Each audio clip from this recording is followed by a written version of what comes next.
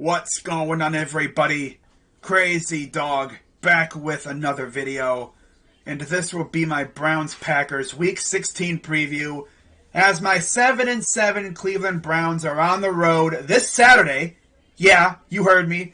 We're playing on Saturday again, and of course the Saturday is Christmas Day, so I tell you one thing, it would be one hell of a Christmas present from the Browns to me and all other Browns fans, especially with what we've had to deal with this year, if they were to go into Lambeau Field and somehow, some way, beat the 11-3 Green Bay Packers. Now you look at what both teams went through last week. Of course, the Packers survived against the Ravens once again. Ravens tried and failed on a 2-point conversion. And we all saw what happened to the Browns. We were winning by 1, and then our defense let us down. Although I guess you could say all three parts of the team let us down. Starting off with the offense, because they couldn't get a first down on 3rd and 3. Then you had a mediocre punt from Dustin Colquitt. And then the defense just could not get a stop. So essentially all three parts of the squad failed us last night. And I'll be honest with you, after we did not convert that 3rd and 3, I was thinking, yeah, we're probably going to lose. Just knowing that our defense was as beat up as it was, and of course Myles Garrett got hurt because of course he did. And we had no pass rush. I mean, if you look at the Ravens game 2 weeks ago, Jadeveon Clowney helped set us up for success in that one because he had the big sack, and then of course Denzel Ward officially put the dagger in the Ravens with that big tackle on 4th down. Well, Denzel Ward had a chance to make a similar kind of play, but he didn't do anything. There was, I guess, a little bit of miscommunication, with him and JOK, and I know there was the safety there too. It's like they all thought each other was going to make the tackle. JOK thought Denzel was going to make the tackle. Denzel thought JOK was going to make the tackle. And the safety thought, why aren't you guys making the tackle? If they make the tackle there was less than 30 seconds to go. And it would have been, I think, like a 3rd down and medium. They would have had virtually no time to do anything. But they just stood there and watched as the tight end ran right by him. I understand you don't want to hit him out of bounds, but you can tackle him and keep him in bounds, Of course. Of course, It's almost like we knew against the Ravens, we got to keep Tucker, in their own territory. Because the moment they get in our territory, we're finished. It's like we just underestimated Derek Carr, I guess? I don't know. But for some reason, Derek Carr is insanely clutch. Kind of wish Baker had that clutch gene, but I don't know what happened to it. He lost it. You better find it because he'll be out of here if you don't watch it. I mean, that's now what? 5 losses that were within a touchdown? So you mean to tell me if everything goes right for us, that's 5 losses taken off the board. We would only have 2 losses. What? Really? We'd be 12-2 if Baker had a clutch gene.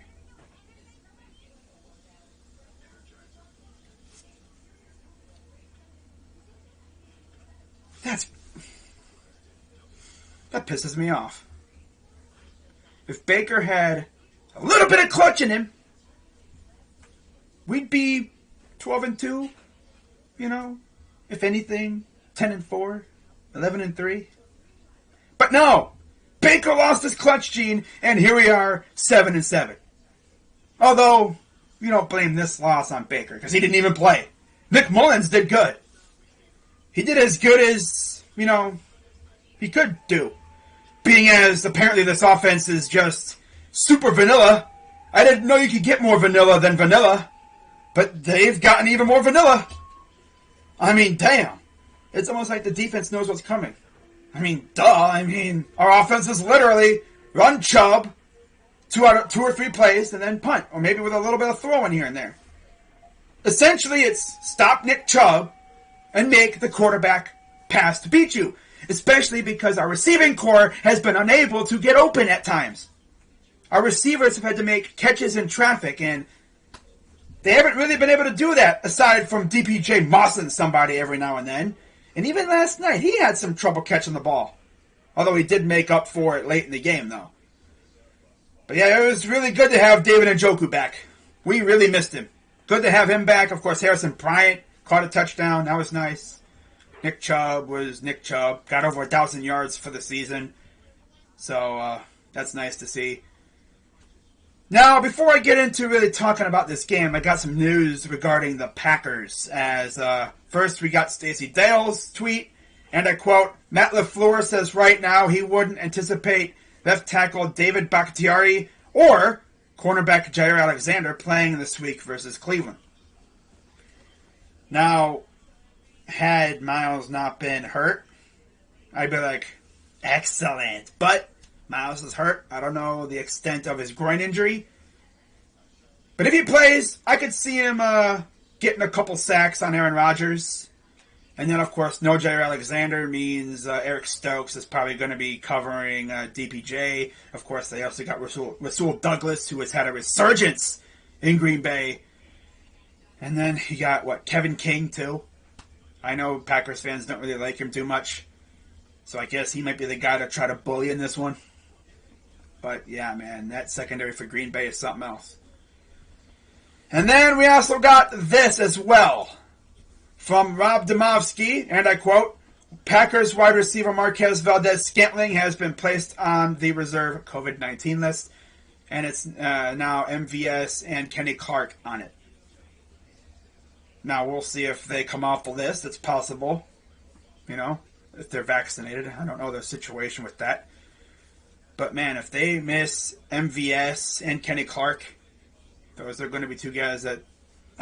with... MVS, they got Lazard, Lazard, whatever, Lazard. God, I still don't know how to freaking pronounce that name. It's crazy. And then, of course, you got Devontae Adams, so they shouldn't really be hurting too bad at receiver. But with Kenny Clark, obviously facing Nick Chubb, you need everyone you can get. Now, hopefully on our side, we'll be able to get some guys back. We should get the 6 guys that were on the list, last week, early last week. We should be able to get them back by this game. Jedrick Wills should be back. Jarvis should be back. Those guys that were placed on the list early in the week. We're probably not going to have Clowney back.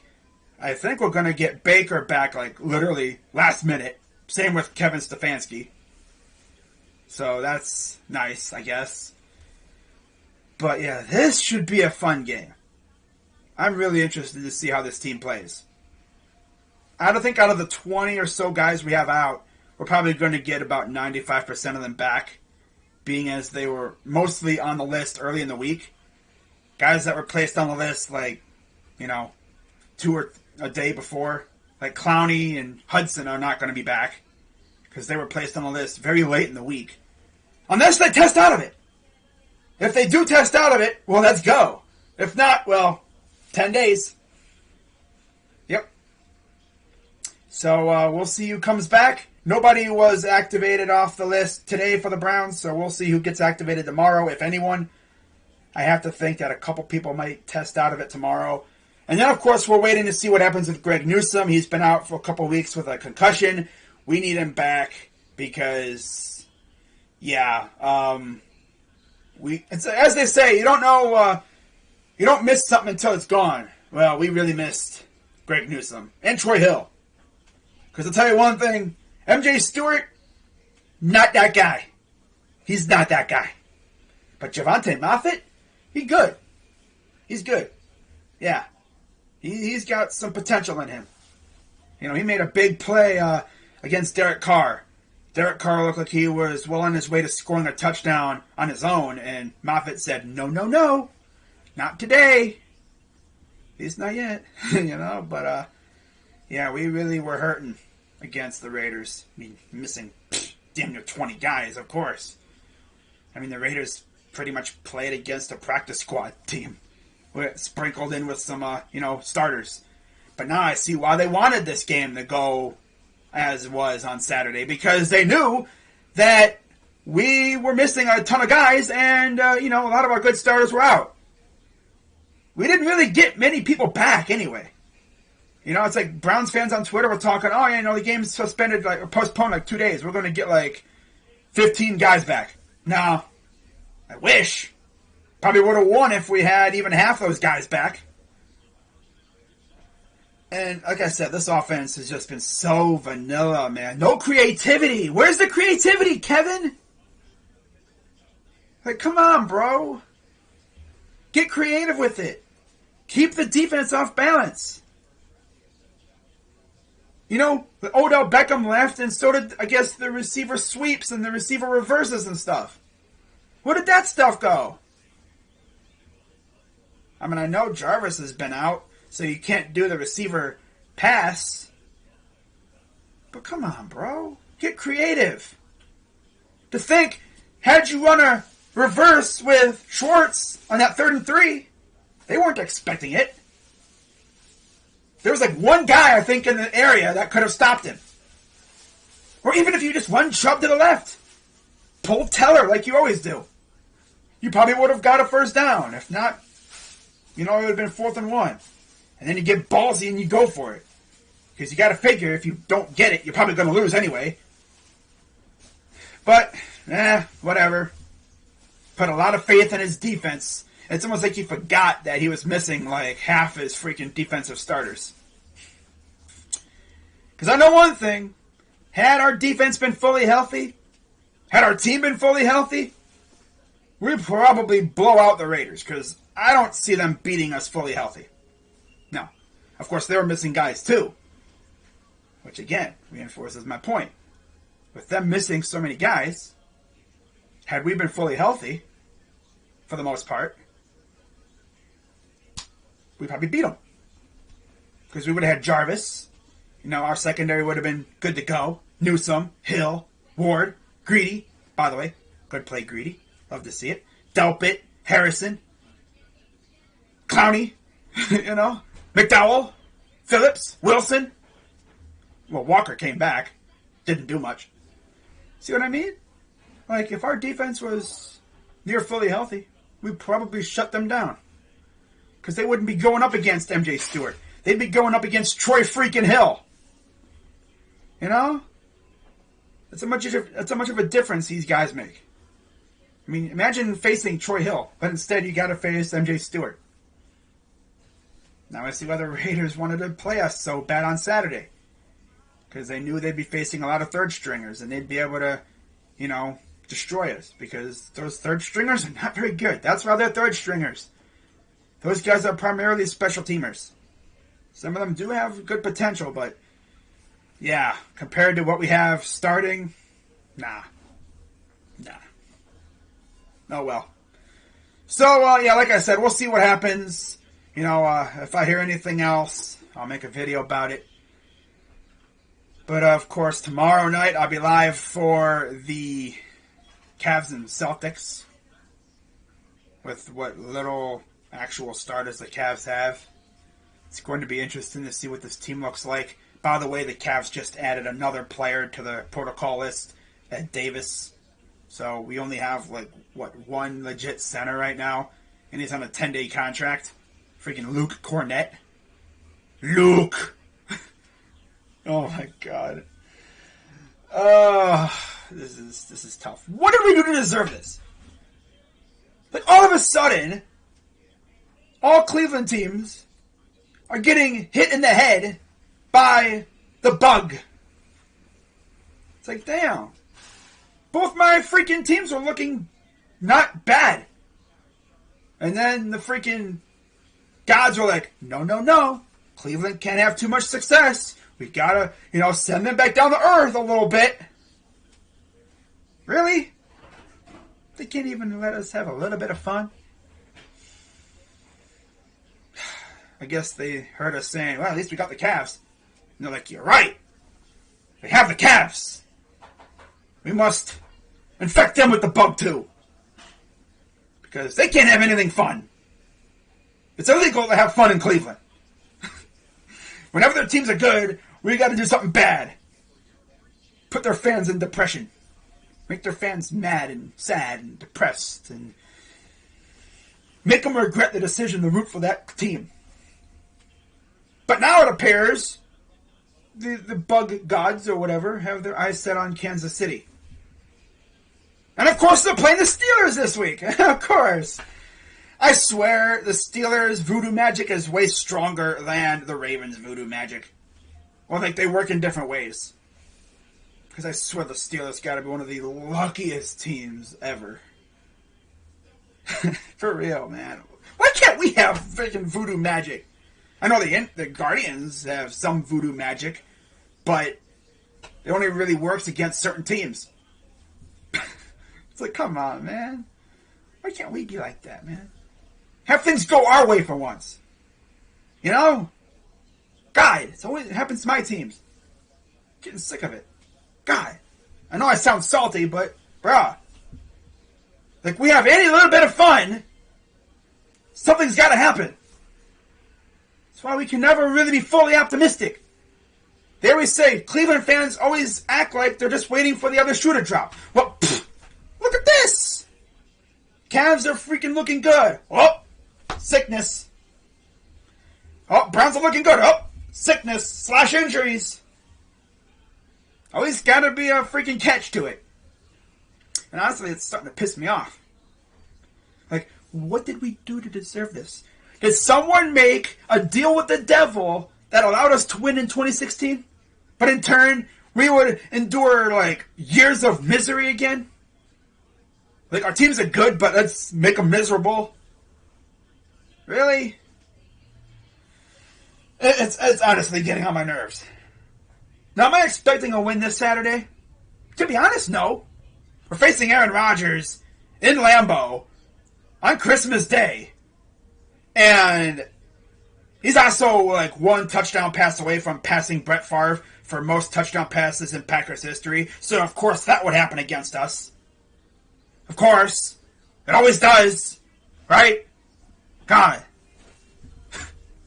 Just our luck. Aaron Rodgers couldn't throw one more touchdown pass against the Ravens. Because, of course. So he could do it against us. In Lambeau. On Christmas. I'll tell you one thing. Packers fans are going to get one hell of a Christmas present. That's for sure. Kind of wish the Browns would go out there and get a dub. That would be one hell of a Christmas present for me and my fellow Browns fans. But, again, we'll see how many Browns players actually come off the list. If we get a vast majority of them off the list, I mean, we have a decent chance. But if we're running out freaking Nick Mullins, which I don't think we will. I think Baker will be back by then. But if we have to run out Nick Mullins again, at least I can trust him. But he better have freaking Jarvis and a fully somewhat healthy offensive line. That's one thing about that game last night, though. This offensive line didn't give up any sacks. That's one of the very few times this year where that's happened. Against Max Crosby and Yannick Ngakoue and Carl Nassib, we gave up 0 sacks last night. Good job, Bill Callahan. Good job. I like that. You know, he kept Nick Mullins on his feet. That's what was needed. I was afraid of what was going to happen because we were missing both our tackles, and of course, Joe Bertoni was playing left tackle. First time in 8 years he's done that. But man, dude, Michael Dunn, look at you, my guy. You know, last year in the playoffs, you're out here freaking shutting down Cam Hayward. People were like, huh, really? It's like, yeah, he shut down Cam Hayward. Cam Hayward did not do a damn thing against him last year. It's kind of funny because Blake Hance shut down, was it Blake Hance? No. It was that other one. Kendall Lamb, right? Kendall Lamb shut down TJ Watt in that playoff game, right? Or was it Blake? I don't even know. I know our right tackle shut him down. Whoever it was, pretty much. But, man, am I expecting a win this week? No. But I would love it. That's the thing. I'm not going to go into this game thinking we're going to win. You know? But if we were to win this game, somehow, that would be one hell of a Christmas present, like I said. But yeah, 3 keys to getting a victory this week. Key number 1 is ball control. You know, you keep Aaron Rodgers and that offense off the field. And you wear down their defense with Nick Chubb. Alright? If Nick Chubb gets going, we're in good shape. He hasn't been going like that in a couple games now. So we need it to happen. Because if he's going off, we're looking good. Keep Aaron Rodgers off the field. And key number 2, get after Aaron Rodgers, which is very hard to do. And he's only thrown, 4 interceptions this entire season. And also, he's notoriously slippery. You know, he's known for extending plays. And, of course, I nicknamed him Hail Mary Jesus. I mean, everyone pretty much calls him that. He's known as Hail Mary Jesus. So, if there's 4 seconds left on the clock, 4th quarter, you're up by 6, we're not looking in good shape. Because that dude has beaten so many teams with the Hail Mary. Hail Rodgers. Yeah, you know. But yeah, key number 2 is get after Aaron Rodgers. Try to force some turnovers or whatever, fumbles or whatever. And key number 3 is, especially this week, don't be dumb with the penalties. That's been my 3rd key all year long, and it's even more important in these big games because you cannot make any mistakes. You have to play damn near a full, clean game. You cannot bite yourself in the freaking balls again, bro. You cannot shoot yourself in the face this week. Because if you make some dumb mistake this week, Rodgers is going to make you pay. You know, we've had this thing where we have a penalty and that kills the drive. We cannot have that this week. You know, I'm confident that, we can keep it close and maybe pull it off, but it's going to be tough. But I'm excited, you know? I mean, I'm going to be going into this one thinking we're probably going to lose. So at least, if we lose, it's like, whatever. But if we win, oh boy, I'm going to be insufferable. I'm like, yeah, we beat the Packers, ah! And then people are going to be like, look at the Browns, they lose to the freaking Raiders and they beat the Packers. Like, what is this? Now, of course, if you're wondering, are we dead in the division race? No, we're not dead yet. Because, we're only a game behind the Ravens and the Bengals. So if they lose this week, of course, the Steelers play the Chiefs, so we'll see what happens there. By the way, go Chiefs. Yeah, hopefully the Chiefs get their players back who are tested positive. Kelsey and Hill especially. Although I'm sure Mahomes will do his thing, no matter who's out there. Because it's Patrick Mahomes. That's what he does,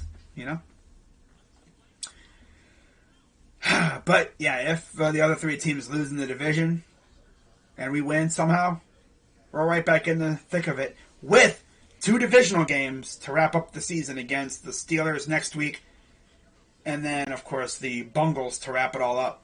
Imagine, even if we don't make the playoffs, one thing I want to do is I want to ruin the Bungles season.